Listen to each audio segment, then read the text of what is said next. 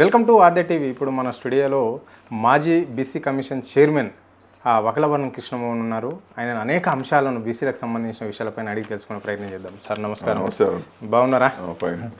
చెప్పండి సార్. అంటే ఇక్కడ కాంగ్రెస్ పార్టీ అధికారంలోకి వచ్చినాక కామారెడ్డి డిక్లరేషన్ అన్నది, ఆ కామారెడ్డి డిక్లరేషన్ ఎంతవరకు ఇంప్లిమెంట్ అయింది? ఇక్కడ అసెంబ్లీ శాసనసభలో బీసీ రిజర్వేషన్లపై ఆమోదం చేయడం జరిగింది. ఆ తర్వాత మళ్ళీ దాన్ని ఆ ఆర్డినెన్స్ తీసుకొచ్చారు. ఆ తర్వాత కాంగ్రెస్ ఇక్కడ సంబరాలు కూడా ఘనంగా నిర్వహించడం అనేది జరిగింది. తరువాత నిన్న ఢిల్లీకి వెళ్ళి అక్కడ దీక్ష కూడా చేయడం జరిగింది. ధర్నా చేశారు, చేసి ఈరోజు చేతులు ఎత్తేసారు. దీన్ని ఎట్లా చూస్తారు మీరు? ఇప్పుడు ఏమవుతుందంటే రేవంత్ రెడ్డి గారి ప్రభుత్వ నిర్వాహకం పని కాకముందే సంబరాలు చేసుకుంటారు. విజయం సాధించకముందే మేము ఎన్నో చేసినాం, మా గవర్నమెంట్ అన్ని సాధించిందని చెప్పి టపాసులు కాల్చుకుంటారు. కామారెడ్డి అనేటువంటి గత ఉమ్మడి నిజామాబాద్ జిల్లాలో ఉన్నటువంటి ఒక పట్టణంలో మీరు ఆనాడు అక్కడ బీసీ మీటింగ్ పెట్టి సిద్ధరామయ్య గారిని తీసుకొచ్చి ఒక డిక్లరేషన్ అని చేశారు.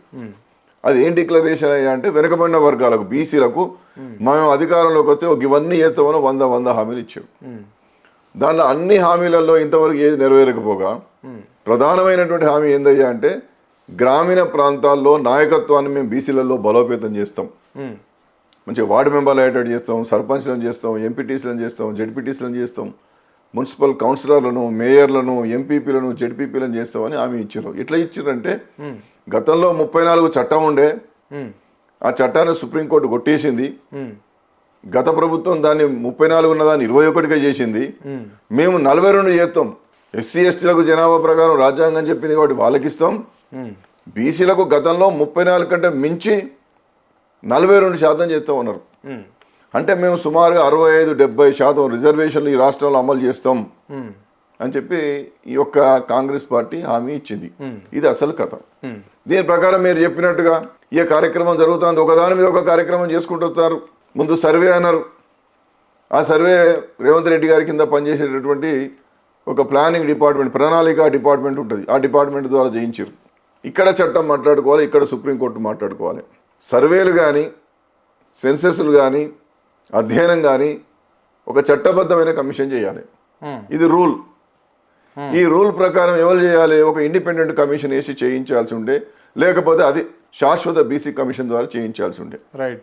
ఒకవేళ రేవంత్ రెడ్డి గారి కనుక నిజంగా 42% ఇవ్వాలనే మంచి ఉద్దేశం ఉంటే ఆయన కమిషన్ వేసేటోడు. నీకు ఉద్దేశం లేదు కాబట్టి, నీకు ఈ బీసీలకు 42% నిలబడాలనే ఆ సంకల్పమే నీ ప్రభుత్వంలో లేదు కాబట్టి నీ డిపార్ట్మెంట్ ద్వారా నువ్వు చేయించినావు. ఇది తప్ప ఒప్ప అరుణ్ గారు చెప్పమనండి. ప్రభుత్వ పెద్దలు కావచ్చు, ప్రభుత్వంలో ఉన్నటువంటి మరి గౌరవనీయులైనటువంటి సలహాలు ఇచ్చే అడ్వకేట్ జనరల్ గారు కావచ్చు, లా సెక్రటరీ గారిని చెప్పమనండి. సుప్రీంకోర్టు జడ్జిమెంట్స్ ఏమున్నాయి? చట్టబద్ధమైన కమిషన్ వేస్ట్ చేయమన్నారు. ప్లానింగ్ డిపార్ట్మెంట్ ద్వారా సర్వే చేయించమని, ప్లానింగ్ డిపార్ట్మెంట్ ఇచ్చినటువంటి దాని మీద ఆధారపడి డెడికేటెడ్ కమిషన్లు 42% సంబంధించిన నివేదికలు ఇవ్వమనిలే. కాబట్టి నువ్వు చేసేది తప్పు. ఇక్కడ తప్పు మొదలైంది. ఇక్కడ నుండి మొదలైంది. 42% బొందబెట్టే కార్యక్రమం అక్కడి నుంచే మొదలైంది. భూస్థాపితం చేసే కార్యక్రమం అక్కడి నుంచే మొదలైంది. నేను దీన్ని మించి కూడా చాలాసార్లు ఏం మాట్లాడినంటే, నువ్వు 42% ఇస్తావనే నమ్మకం నీ మీద నాకు లేదు, కానీ ఉన్న అమలు జరుగుతున్న 21, 22 కూడా తొలగించే కుట్ర చేస్తున్నావు. తస్మాత్ జాగ్రత్త బీసీలారా అని చెప్పడం జరిగింది. ఇక్కడ బీసీ ఓట్లతోనే నేను అధికారంలోకి వచ్చిన, బీసీలే నాకు అండ దండలు ఉండి నన్ను ఈరోజు ఈ ముఖ్యమంత్రి కుర్చీలో కూర్చోబెట్టారు. కాబట్టి బీసీలు ఏ పార్టీలో ఉన్నా నాకు సంబంధం లేదు. కానీ ఈరోజు నేను బీసీలకు పెద్దన్నగా నా కర్తవ్యం నేను నిర్వహిస్తున్నా. మీరు ఎక్కడున్నాయినా కానీ నాకు సపోర్ట్ చేయవలసిన రోజు వచ్చింది. ఈ రాష్ట్రంలో బీసీలు బంగారు పల్లెంలో నేను పెట్టి ఇస్తున్న మీ కులగాన చేసి మీ పర్సెంటేజ్ గురించి మీ 42 కావాలని చెప్పేసి నా తపన మా పార్టీ అనుకుంటుంది. చేసిన బంగారు పాలెంలో పెట్టి మీకు ఇస్తున్నా, మీరు ఢిల్లీకి తీసుకుపోవాలి అన్నాడు ముఖ్యమంత్రి. మరి మీరు దీనికన్నా ముందు అరుణ్ గారు ఇంకో కొంచెం మాట్లాడుకుందాం, వేరే ముచ్చట మాట్లాడుతాం. రాజకీయంగా 42% అన్ని రంగాలలో అమలు చేస్తా బీసీలుగా నువ్వు. రైట్. కాంట్రాక్టర్లు ఇచ్చినవా? 90,000 కోట్ల కాంట్రాక్టులు జరిగినాయి ఇప్పటిదాకా. ఎంతమంది బీసీలకు అవకాశం ఇచ్చినావు? ఎంతమంది బీసీలు కాంట్రాక్టర్లు అయ్యారు? 42% నువ్వు నామినేటెడ్ పదవులలో ఇచ్చినవా? ప్రతి కులానికి ఫెడరేషన్ ఇచ్చినవా? నీ మంత్రిమండలిలో 42% మంత్రులు ఉన్నారా? నువ్వు ఏ నియామకం చేసినా 42% అనేది తూచా తప్పకుండా నీ చేతుల్లో ఉన్నదాన్ని నువ్వు అమలు చేస్తున్నావా? చేస్తలేవు కదా. ఇక నీ చిత్తశుద్ధి గురించి ఇక మళ్ళీ చర్చించేందుకు ఇంకా ఇక నువ్వు సర్వే చేసిన సంగతి తెలుసు, నీ డెడికేటెడ్ కమిషన్ల సంగతులు తెలుసు, నీ ఇప్పుడు పెట్టిన సుదర్శన్ రెడ్డి గారి కమిటీ సంగతులు తెలుసు. ఇవన్నీ ఎందుకు చేస్తున్నావో, ఎవరి కోసం చేస్తున్నావో, 160 కోట్ల మా ప్రజాధనాన్ని ఎందుకు దుర్వినియోగం చేసినావు, మా బీసీలకు ఉన్న రిజర్వేషన్లు ఇంత వార్డు మెంబర్లు, సర్పంచ్లు, ఎంపీటీసీలు, జడ్పీటీసీలు రాకుండా మా మీద ఎందుకు నువ్వు పడ్డావు కదా రేవంత్ రెడ్డి గారు? అంటే మా జోలికి ఎందుకు వస్తాను? మా బతికేదో మేము బతుకుతుంటే ఉన్న రిజర్వేషన్లు మొత్తం తీసేయాలనే కుట్ర ఎందుకు చేస్తాను బాబు? కుట్ర అనుకో 100% కదా. నువ్వు ఇట్లే చేసుకుంటా పోతా అంటే ఓనాడు 2 సంవత్సరాల నుంచి ఎలక్షన్లు లేవు, వెంటనే ఎలక్షన్లు అవ్వు అని చెప్పి హైకోర్టును ఎవరన్నా ఆశ్రయిస్తే వెంటనే డైరెక్షన్ ఇచ్చిన అనుకోండి, నువ్వు దీని ప్రకారం పోతే ఇది కొట్టేస్తారు. ఫర్ ఎగ్జాంపుల్ నువ్వు ఆర్డినెన్స్ రేపు బిల్లులో ఏదో చేసినావు కదా, లేదు మేము 42 అమలు చేస్తావు, నువ్వు పోయినావు అనుకో, ఒకవేళ ఇంత కొట్టేయించే కుట్రతోని కొట్టేస్తే నువ్వు ఇచ్చిన నీ డెడికేటెడ్ కమిషన్ రిపోర్ట్ గంగలు కలుస్తుంది, ఈ మొత్తం పోతుంది, నువ్వు ఎలక్షన్లు బీసీలకు రిజర్వేషన్ లేకుండా ఎలక్షన్ చేయాల్సి వస్తుంది. వేరే రాష్ట్రాలు జరిగినాయి కదా, ఇప్పుడు మీకు ఒడిశాలో ఇదే జరిగింది, మహారాష్ట్ర కూడా కొట్లాడి తెచ్చుకున్నారు, మధ్యప్రదేశ్లో కొట్లాడి తెచ్చుకున్నారు, దేశం అంతా జరుగుతుంది. ఈ విషయాలన్నీ ఏదో గోప్యంగా ఇవ్వండి. హైకోర్ట్స్, సుప్రీం కోర్ట్స్ జడ్జిమెంట్స్ ఉన్నాయి, ఆ రాష్ట్ర ప్రభుత్వాలు ఎంత గోసపడతాయి, రిజర్వేషన్లు అమలు చేయడానికి ఎంత కష్టపడతారనేది కళ్ళ ముందు పెట్టుకొని తప్పుల మీద తప్పులు చేసుకుంటా ఏంది ఎవరిని ఇవాళ మభ్యపెట్టి ఎవరిని మోసం చేస్తూ అధికారంలో ఉండాలని చెప్పి ప్రయత్నం చేస్తున్నాడు. రాహుల్ గాంధీ గారి ప్రాపకం కోసం, రాహుల్ గాంధీ మెప్పు కోసం ఇవాళ ఈ రాష్ట్రానికి సంబంధించినటువంటి పాలనను గాడికి వదిలేసి ఈ ధర్నాలేంది, ఈ దొంగ ధర్నాలు, దొంగ దీక్షలు ఎవరికి కావాలి? బిల్లులు వేయిన తర్వాత నువ్వు ఎన్నిసార్లు రాష్ట్రపతి గారిని కలిసినావు? పోనీ నువ్వు ఎన్నిసార్లు ప్రధానమంత్రి గారిని వ్యక్తిగతంగా కలిసినావు? మరి కలిసినప్పుడు ప్రధానమంత్రి గారికి ఒక రిప్రజెంటేషన్ ఇచ్చినట్టు నేను గౌరవ ప్రధానమంత్రి గారిని బిల్లుల గురించి అయ్యా దయతో మీరు ఒక అడ్వైజ్ చేయండి రాష్ట్రపతి గారికి అని చెప్పి అడిగినాను. గౌరవ హోమ్ మినిస్టర్ గారిని కలిసి అడిగినాను, ఎప్పుడైనా చెప్పినా అయినాను. ఇక్కడ అసెంబ్లీలో కూడా బీఆర్ఎస్ ప్రతిపక్ష పార్టీ కూడా మద్దతు చేయడం అనేది జరిగింది. అక్కడ వామపక్షాలు కూడా ఒప్పుకున్నాయి బీసీ రిజర్వేషన్ అంటే, అక్కడ బీజేపీ పార్టీ కూడా ఒప్పుకున్నది. ఓకే, అసెంబ్లీ విషయానికి వస్తే మరి అఖిల పక్షాన్ని ఢిల్లీని తీసుకుపోయి ఎందుకు ముట్టడి చేయలేడు? ఓన్లీ కాంగ్రెస్ పార్టీ ఎందుకు అక్కడ ధర్నా చేయవలసి వచ్చింది జంతర్ మంతర్ దగ్గర? అంటే ఇంత కుటిలమైన పరిస్థితి ఏంటి? ఎందుకు ఇంతగానం మరి బీసీల మీద రేవంత్ రెడ్డికి ప్రేమ? ఇది ఆయనే చెప్పుకోవాలి. ఇప్పుడు నేను అడుగుతున్నా, కేసీఆర్ గారి దగ్గర పోయి రిక్వెస్ట్ చేసి అయ్యా పెద్దవాడివి, అందరు తెలిసిన వాడివి, మరి 42% నిలబెడదాంపా అని చెప్పి వారిని ఒకసారి నందినగర్ ఇంటికి పోయి కలిసి ఏమవుతుంది విషయం? మన బీజేపీ అధ్యక్షుడు రామచంద్రరావు గారిని కలిస్తే ఏమవుతుంది? వామపక్ష పార్టీలకు పోతే ఏమవుతుంది? మన నవ తెలంగాణ ఏదో 10వ దానికి పోయినావు కదా, 10 సంవత్సరాల వార్షికోత్సవానికి పోయినావు కదా, అట్లే సిపిఐ ఆఫీస్కు, సిపిఎం ఆఫీస్కు, బీజేపీ ఆఫీస్కి, తర్వాత తెలంగాణ భవన్కు రా, ముఖ్యమంత్రి గారు గౌరవ మాజీ ముఖ్యమంత్రి గారిని పోయి కలువు, అందరినీ కూడా అఖిలపక్ష సమావేశం పెట్టు. అసలు నీ అఖిలపక్ష సమావేశమే కేసీఆర్ గారి దగ్గర పోయి పెట్టుకో, ఆయన అనుభవం ముందర నువ్వు దేని పనికొచ్చు? మరి 42 నిలబెట్టుకుందాం, మరి మీ అందరు ఆశీస్సులు కావాలి, నేను చేసే కాడ నేను చేసిన అని చెప్పి నువ్వు అందరినీ కన్సెన్సస్ తీసుకొని అఖిలపక్షం ఒక నిర్ణయం చేసి కేసీఆర్ గారి నాయకత్వంలో పోతాను అనుంటివి, ఎంత గొప్ప పేరు వచ్చు నీకు. అరే నువ్వు అది పక్కన పెట్టి ఇష్టం ఉన్నోడు రాడంటే బాగానే ఉన్నది. ఇష్టం ఉన్నోళ్ళు రావచ్చు అన్నాడు కదా. అంటే ఇప్పుడు మీ బీసీ సంఘాలకు సంబంధించి అనేక సంఘాలుగా విడిపోయినాయి. సో ఎంతమంది పిలిచారు? ఇప్పుడు మీరు కూడా ఇక్కడ ఒక చైర్మన్ గా చేశారు బీసీ కమిషన్. నేను బీసీ కమిషన్ చైర్మన్ ఉన్నప్పుడు నేను చెప్పింది ఏది లెక్క చేయలేదు. రాహుల్ గాంధీ గారు ఇక్కడ కుల సంఘాలతో ఎవరితో ఇంటరాక్షన్ మీటింగ్ అని చెప్పి 5th నవంబర్ నాడు పెట్టిండు. ఆనాడు నన్ను పిలువను కూడా పిలవలేదు. నేను ఇట్లా రోజు వరుతాను కాబట్టి నిన్న మొన్న బ్రోకర్ లేఖ రాసి వాట్సాప్ లో పెట్టిండు, మీరు కూడా రాండి వక్లాపన్నం గారని. మీరు వేరే వాళ్ళకు అన్ని మరి నీకు సంబంధించిన వాళ్ళకు నీ భజన చేసే వాళ్ళకు టికెట్ పెట్టి తీసుకుపోయినావు కదా. అయితే నిన్ను టికెట్ పెట్టమని మేము అంటలేను, కానీ ఆత్మగౌరవం కోసం పోరాటం చేసే వాళ్ళకు ఆత్మగౌరవం ఉండాలండి. నువ్వు ఢిల్లీ పోవడానికన్నా ముందు ఇక్కడ ఒక అఖిలపక్ష సమావేశం పెట్టాలి, అఖిలపక్ష కుల సంఘాల మీటింగ్లు పెట్టాలి, బీసీ సంఘాల మీటింగ్లు పెట్టాలి, అందరి అభిప్రాయాలు తీసుకోవాలి. తీసుకున్న తర్వాత ఆ అభిప్రాయాల నుండే గౌరవ ప్రధానమంత్రి గారు, గౌరవ రాష్ట్రపతి గారి యొక్క అపాయింట్మెంట్ను కోరాలి. అట్లా ప్రజాస్వామ్య స్ఫూర్తివంతంగా ముందుకు పోవాలి. కానీ నీ ఇష్టం వచ్చినట్టు నువ్వు పోయింది. ఇప్పుడు 7వ తారీఖు నాడు రాష్ట్రపతి గారిని కలుస్తాడు, 6వ తారీఖు నాడు జంతర్ మంతర్ దగ్గర మీటింగ్ పెట్టి పుట్టుబడి తిడితే ఏందండి? అదేనా పద్ధతి? ముఖ్యమంత్రి గారు మన ఇక్కడ ఇంకా ఢిల్లీ పోయి కేసీఆర్ కేటీఆర్ తిట్టుడి, ఇంకా ఢిల్లీ అక్కడ ఆయన దయ కావాలని చెప్పి కోరడం ప్రధానమంత్రి గారిని తిట్టుడేంది? ఇక్కడ ఉన్నటువంటి కేంద్ర మంత్రులను తిట్టడం ఏంది? నోటుకు వచ్చినట్టు మాట్లాడతావు. నువ్వు పిసిసి అధ్యక్షుని కాదండి, నువ్వు ఒక రాజ్యాంగబద్ధమైన ముఖ్యమంత్రివి. ఒక ముఖ్యమంత్రివి అదే రాజ్యాంగ పదవిలో ఉన్నటువంటి దేశ ప్రధానిని ఒక కేంద్ర మంత్రిని అంతకుముందు 10 సంవత్సరాలు ఇక్కడ ముఖ్యమంత్రిగా పనిచేసిన వాడిని ఇక్కడ ఈ తెలంగాణ రాష్ట్రం తీసుకొచ్చిన నాయకుడిని ఎందుకు తిడతావు? నువ్వు అసెంబ్లీలో బిల్లులు పెట్టినాడు నీకు సపోర్ట్ చేయకపోతే వేరు, ఏకగ్రీవ ఆమోదానికి పార్టీ సపోర్ట్ చేసింది కదా. సపోర్ట్ చేసినప్పుడు నువ్వు నీ గొప్పతనం ఏది? నువ్వు ముఖ్యమంత్రి గారిని ఎందుకు కలవలేదు? మాజీ ముఖ్యమంత్రి గారిని ఎందుకు కలవలేదు నువ్వు ఇంతవరకు?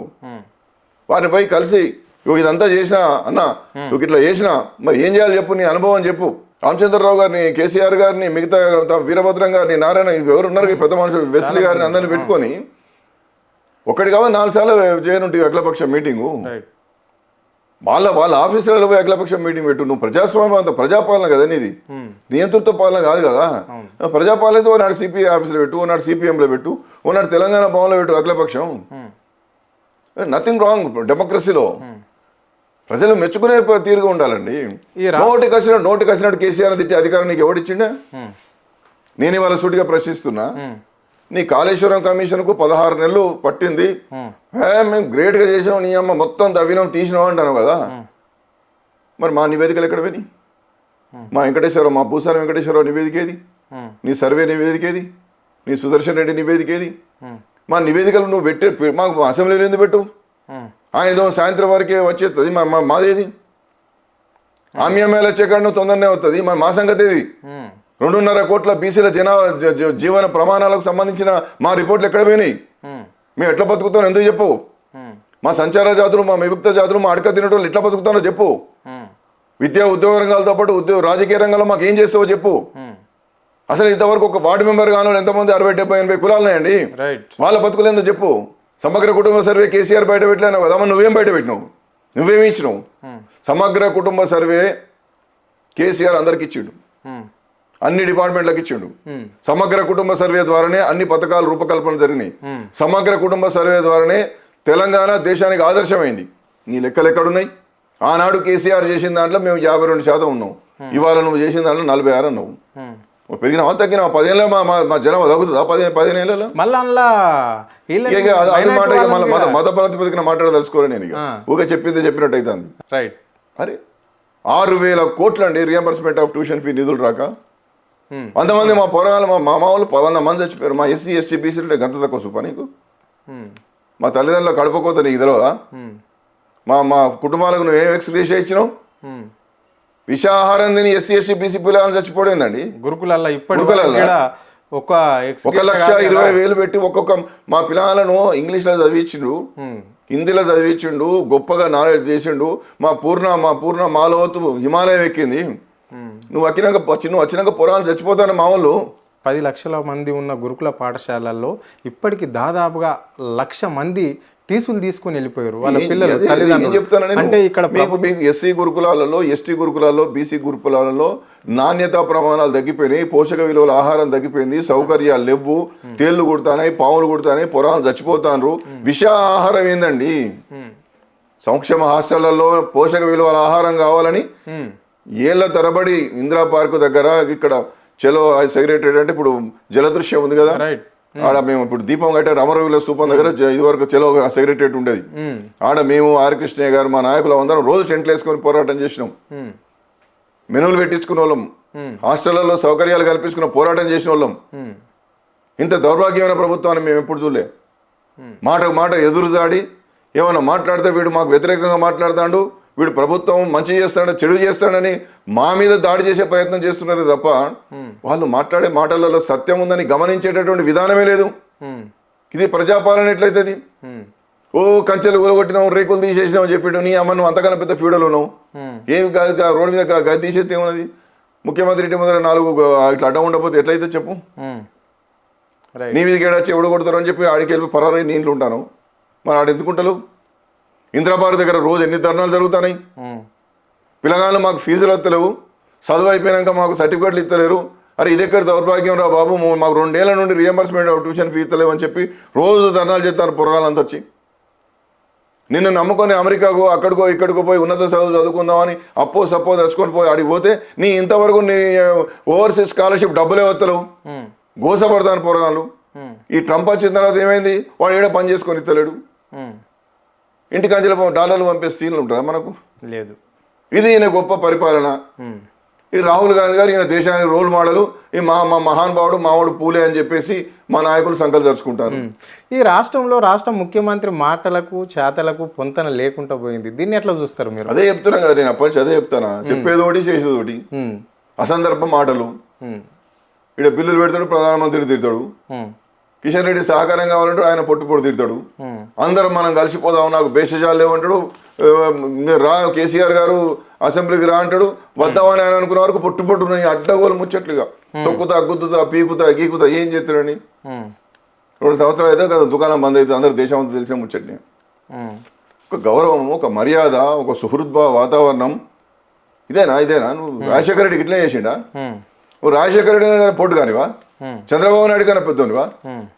తెలంగాణ అంశాన్ని పక్కన పెట్టండి, పరిపాలన తీరుతెన్నుడు విపక్షాలను ఎట్లా గౌరవించుడు. సిపిఐఎం అయినా, సిపిఐ అయినా, బీఆర్ఎస్ అయినా, ఎవడిపోయినా ఏదంటే అది సంతకం పెట్టుడు. రియంబర్స్మెంట్ ఆఫ్ ట్యూషన్ ఫీ కావచ్చు, సీఎం రిలీఫ్ ఫండ్లు కావచ్చు. మన ఎర్రబెల్లి దయాకర్ రావు గారు చేయించుకున్నది ఎవరు చేయించుకోలే. మన చాడ వెంకటరెడ్డి గారు, నోముల నరసింహ గారు పొద్దున్న లేదు అసెంబ్లీ అడ్డగోలు తిట్టేటోళ్ళు, మళ్ళీ రాజశేఖర రెడ్డితో పోయి అన్ని సంతకాలు పెట్టించుకునేటోళ్ళు. కాబట్టి ఇవాళ పరిపాలకుడు అనేటువంటి వాడు ఒక దార్శనికమైన దృష్టితో ఉండాలి.